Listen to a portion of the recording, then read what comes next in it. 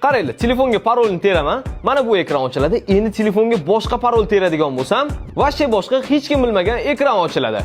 Bu funksiya sizlarni ancha og'riqlarni yengil qiladi. Bitta telefon bo'ladi, lekin telefonning ichida ikkita ekran bo'ladi. Ikkita ekranda xohlagan ishinglarni qilaverasizlar.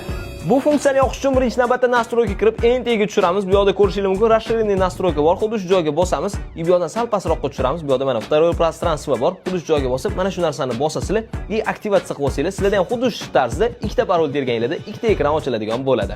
Men sizlarga bu funksiyani Redmi telefonida o'rgatdim. Sizlarda Redmi'ning qaysi modeli yozib ketinglar. Hozir men sizlarga shunaqa funksiyani boshqa modellarda ham shunga o'xshashini yoqishni o'rgatib qo'yaman. Buning uchun Instagram profilimning shapkasiga o'tib, bu yerdan ilova Xusbot joyiga bosasizlar. Bu yerdan yuklash joyiga bosamiz va kiramiz.